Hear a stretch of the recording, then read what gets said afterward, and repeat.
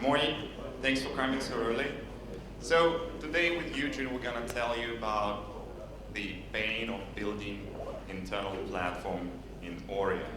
So I know you guys are mostly developers, but it might be interesting for you to know what issues we face when we build internal platforms on Docker. So as an intro, so our company is called Orion. It is a brand which runs under ESV Capital. ESV Capital is not a marketed brand, it's a fund, and basically it owns a lot of well-known brands like Orion, Ignite, Visata Crossover is one of them as well. And it all adds up into 60 companies, and these 60 companies, they run on different stacks, and it sums up into 100 of different products. And we're quite big, we have like 3,000 employees, and one of the things that we like the most is that we all work remotely, everybody. And this is thanks to Crossover. It's really great to find the best talent from all over the world and to work in pajamas, so really, guys, welcome. So, and another thing is we use a thing which is called economy of scales, which means that we try to follow a single set of processes across the whole organization. And basically this allows us to have not a 60 engineering teams for 60 companies that we own, but to have a single engineering team that can deliver value for all the 60 companies. And the same goes on all levels, like customer support, SaaS operations. We have single teams, small teams, and they work for all ESV Capital, which is extremely great. And we have extremely aggressive acquisition strategy. Like this year, we already acquired 7 different companies. Middle ones, big ones, small ones, it doesn't matter. And these companies, they adds up a complexity, a lot of complexity. We run them on Amazon. When we buy a new company, we move their stuff to Amazon with lift and shift. And it's really hard to manage. So we decided, okay, let's build a platform. Let's build a simple platform which would deliver like Docker and DB service for our customers, which are internal businesses. And it looks like really simple. Okay, let's build a platform, but it's not so simple. So, sorry. Yeah. So we have the following constraints. One of the constraints is run Docker on the biggest Amazon instance can offer. It's X136L. It's 128 cores and 2 terabytes of RAM. So you may say, okay, wow, you have a lot of resources. But now we need to get a high density, which means that we put containers on this Docker host till we reach 80% of utilization on this Docker host, which is extreme, right? You run 600 containers on a single Docker host, and they clash with each other. So it's really hard to manage. And also another constraint is no high availability at all. Like, we want to be simple, we want to move extremely fast. We have like companies coming every week and we want to put them into Docker very fast. If we have some scheduler, high availability, it will slow us down. And we want to be fast. And at the same time, we want to meet all the requirements that are coming with applications. Like, we have applications that need SMTP services running, so they want to send emails, they need persistent outgoing IP address. This is hard. Also, we have companies that run some networking services. They run BGP in containers. They require privileged containers. They require net capabilities. And we need to meet them all, because this is our goal, right? And of course, 2 main goals that we want to have is reduce Amazon footprint to cut Amazon costs. And of course, we want to maintain 99.9 uptime at the same time, without high availability, without scheduler, maintain the uptime. So I want to share some stats with you. So this is how we look like now. We decreased the spend on Amazon from 13 million to 6 million yearly. And now this looks like a bit differently, because already this year we acquired some companies that adds up to this spend. And also run now experiments with Kubernetes, which inflated the cost of our central account. Our uptime is 99.29. It looks not 99.9, right? But it's good. I'll explain. we track uptime in 3 different dimensions. First one is host. When host fails, well, it's not good, right? You don't have HA, it means that you're down. Another thing is Docker API. When API fails, your products are still working because we have live restore. So Docker is down, but containers are up, and everything is fine. But we still track it as an outage for us. So it adds up to this 99.29. And we have container issues, we have lots of them. So I don't know how many of you use Docker. Can you raise your hands? Okay, nice one. I don't know, guys, if you face a lot of issues with Docker, like stuck containers are going into totally unresponsive mode. We face it daily, and we have lots of runbooks and lots of tools on how to deal with that. So it's also that adds up into our downtime. Here you see a graph. On this graph, you can see an average utilization on our host, where we run 650 containers. So you see we almost reached our 80% goal, which is quite nice. And this host is really stable. I mean, it's not failing, and we have these spikes all over, and it's good. So today we're going to tell you about the issues that we face and how we solve them. First, I want to mention that on DockerCon 2017, our teammates gave a presentation which is called Dockerizing Orion. I really encourage you to watch it. It's a really interesting one. They were talking about bad neighbors. Basically, it is our internal tool, Docker Enforcer, which enforces our customers to comply to our internal policies. So they don't run the container if it's not compliant. This is a great tool. It's open source. You can find it on GitHub. And another issue is networking that they were talking about is networking on Amazon is simple, right? When you go to Amazon, okay, click a button, your network is up. But when this simplicity and limits, Amazon limits, are clashing with each other with customers' requirements, you are like, whoa, what shall I do here? And we face a lot of issues on networking side with Amazon, especially with our high-density approach. So, and today we're going to tell you about 2 different problems. First one is high density itself, like what issues we face because of this high density of containers, running these hundreds of containers. And when I say run hundreds of containers, it's not like Nginx container, right? It is Cassandras, it is Solars, it is containers with networking, all kind of stuff. We don't know what our customers are going to put tomorrow on our Docker host. We like expose API. And another thing is mean time to recover.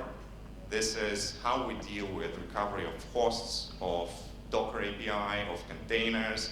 It's really interesting as well, and how we decided to go to Kubernetes. Now I'm going to give a microphone to Eugene. He will tell you more about high density. Hi everyone. So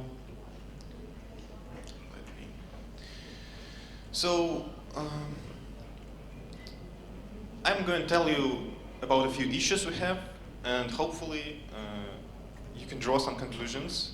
Hopefully it will be useful for you. I will tell the symptoms and how we investigated it and what was the fix. So our first issue was appearing exactly on the hosts which have a lot of containers, which is more than 300 for us. And most of these containers on this particular host had Docker health checks. So this combination resulted in occasional Docker commands, especially Docker stop, to get stuck. So products just tried to stop their container, and the command got stuck, and the container was in a dead state. You cannot do anything with it. So what should you do if you face this issue? And basically, we went the straightforward way. To better understand what's going on, why some command is stuck, you just need to look inside Docker itself. There is an excellent tool inside Docker. If you can send a signal to the Dockerd process, and it will save all the stack dump, all the state of the Docker, the so-called Goroutine stack dump. Then you basically go through, there can be a lot of Go routines, which are basically threads in Golang. There can be like tens of thousands of them, but you need to analyze this and find the Go routine and the stack which handles this particular API request, and figure out why it was stuck. So in our case, it was simply waiting for the other component, which is containerd. Containerd is the daemon that does all the magic stuff for Docker, and it's also written in Golang, and it's a child project of Docker, which is now in a different organization, but it supports the same tool set. So basically you do the same thing. You take the stack dump and go through these Go routines, try to understand which one is handling the Docker's request, and try to understand what is it doing. You will obviously need Docker source to at least have some idea of what's going on. But I encourage you to do this. It's not that difficult. Golang is an excellent, simple to understand language.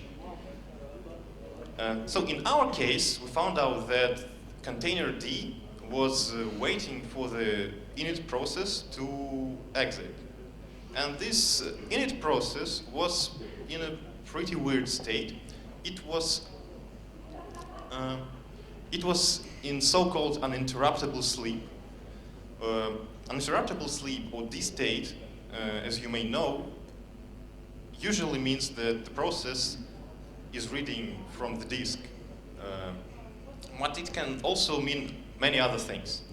And the important thing here to mention is that you can do nothing with the D state processes. You cannot kill them, and if it gets stuck due to some kernel bug, the only thing you can do is to reboot the host. There is no remedy, and this was a large issue for us. So what should we do? We cannot reproduce the issue. It's quite hard to understand or file it somewhere. So the only way was to try to debug it in production. And the most simple tool to get some idea of what a process in Linux is doing is to take a look at procfs, and procfs can show you the internal stack in the kernel, explaining what is this process doing. So in our case, we found out this zep-pid-ns process function call in all the stacks of all these stack Docker, stack container processes. And we tried to look at the code inside the kernel, but it's not that obvious. So the first thing you actually should do when you see a kernel issue is to check for new updates. And we checked, and there was some unreleased patch, which did basically nothing apart from just changing the accounted state. So previously it was in this state, and after the patch it was just marked as interruptible, and it became just a zombie. And zombie processes are much better for us because zombies can be ripped. You can reparent the process and basically do the auto recovery. So the permanent fix was actually very simple. We pushed the canonical to backport this patch. We updated the kernel. It took just a few weeks, as far as I remember.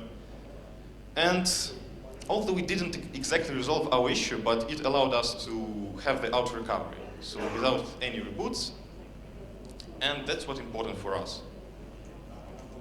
Okay, let's go to the next example. And the next challenge was slow Docker startup. As we mentioned, recovery is very important. We don't have high availability, so we tend to just recover things as fast as possible.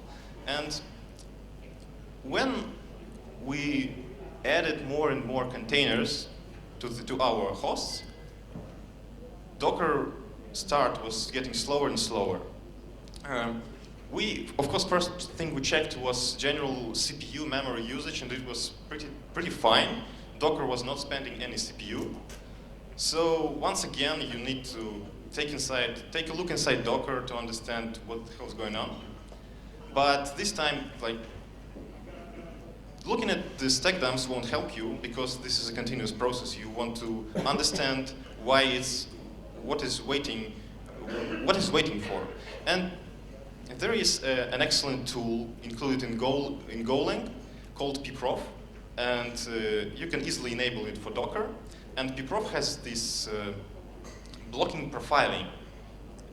Blocking profiling basically gives you an idea what the coroutines are blocking to. Either it be syscalls or waiting for other coroutines. And in our case, we found out that, weirdly enough, Docker spent almost all the time waiting for IP tables binary to complete. IP tables is expected to be rather fast, and we tried to understand what was going on inside the kernel, but we had no clue. Sometimes it was fast, sometimes it was relatively slow, but should be okay. So we had to choose a hardcore solution, and we actually patched the libnetwork component inside Docker to make less IP tables calls. Maintaining a fork is pretty hard, so I would not recommend doing this as a first go. But actually, we reached the time to recovery of less than 1 minute, basically by compiling all the IP tables calls into kind of transaction. So it intercepts all the IP tables calls and compiles them into an IP tables restore script. And then, if you run this IP tables restore binary, it would be pretty fast.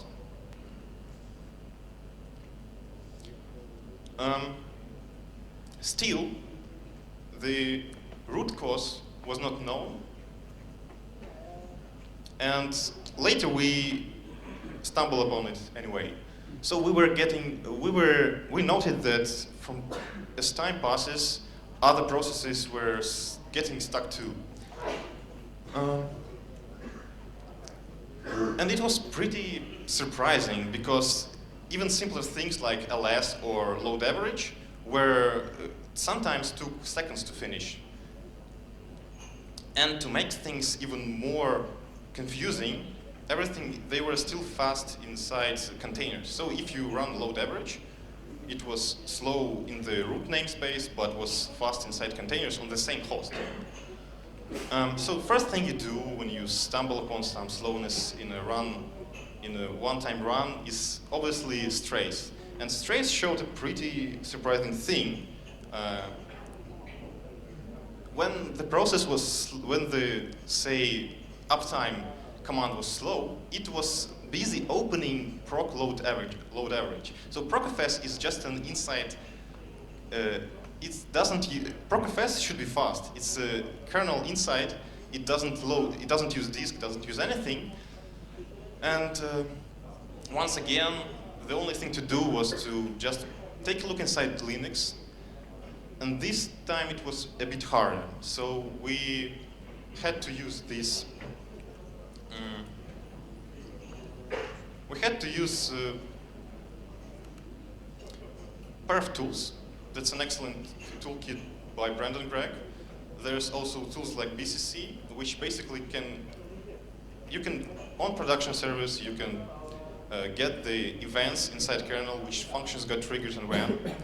And we got that the processes were waiting for the lock on the inode of the directory proc. And this was the easy part. The hard part was to understand who is actually holding this lock.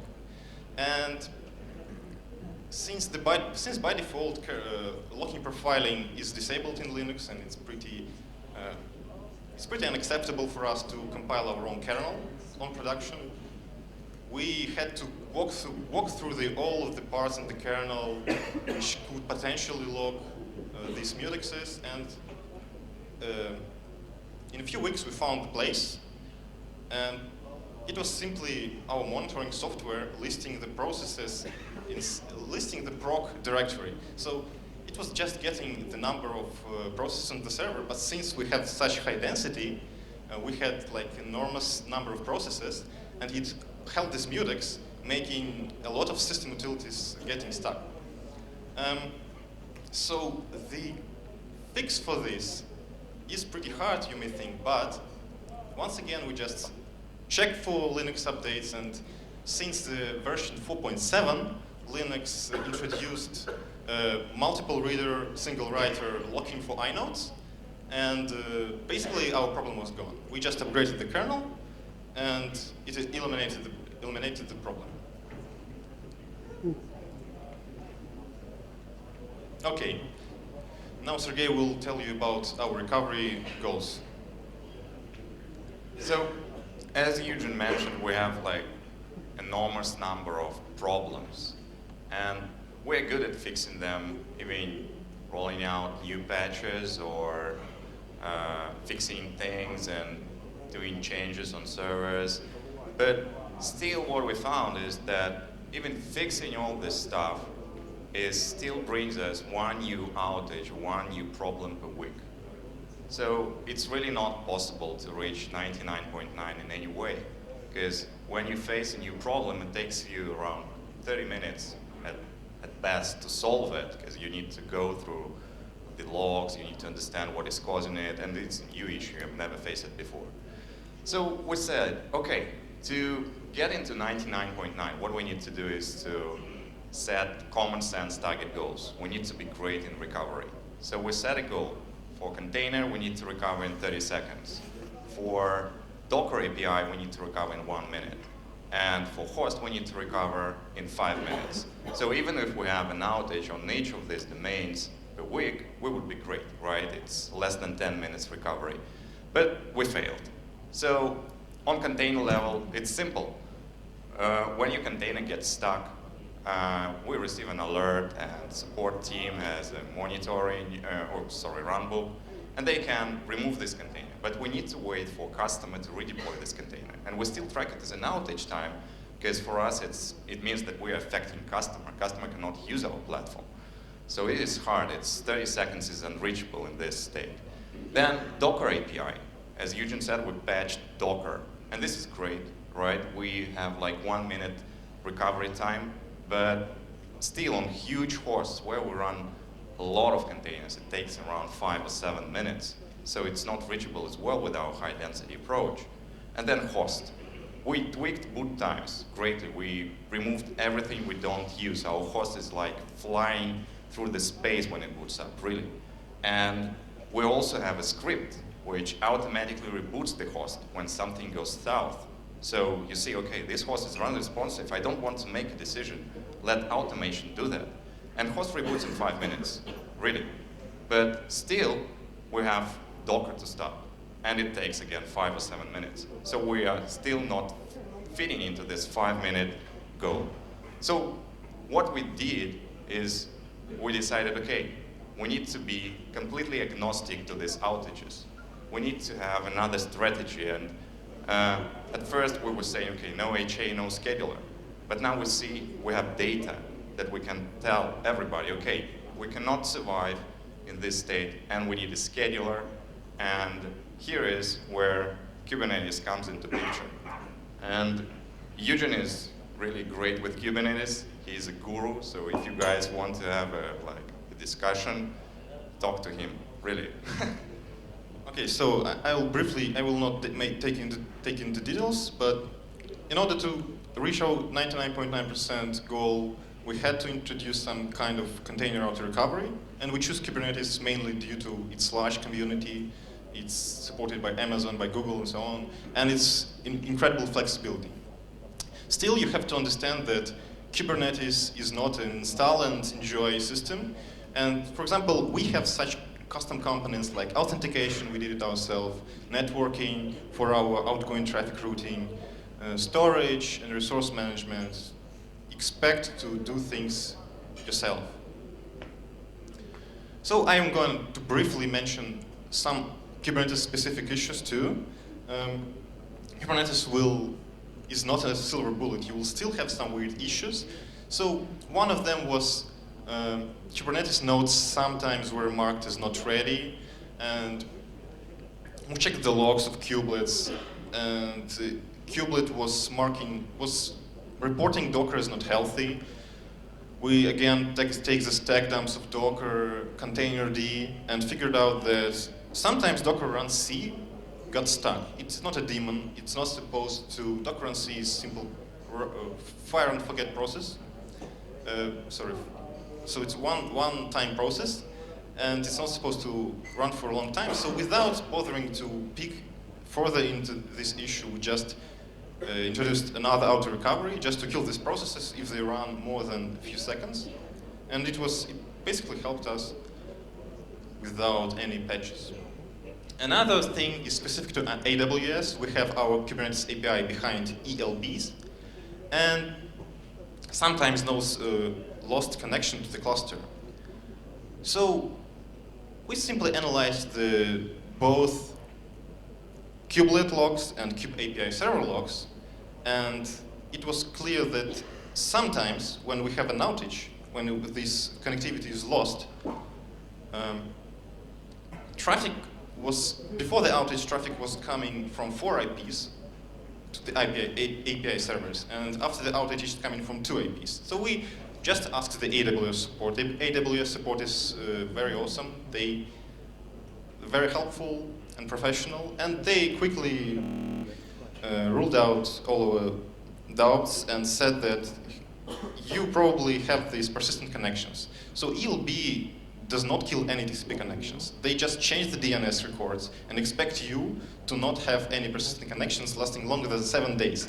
But the kubelet uses HTTP2 to multiplex all of their requests, and since you have these health checks, this HTTP2 connection, it lives basically forever. So we introduced another auto recovery, which was just to kill these TCP connections. Okay, so all in all, this is the scheme of knowledge required for managing a shared container-based platform. I will leave it just for the sake of presentation.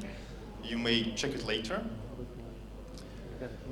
So all in all, these are the key takeaways.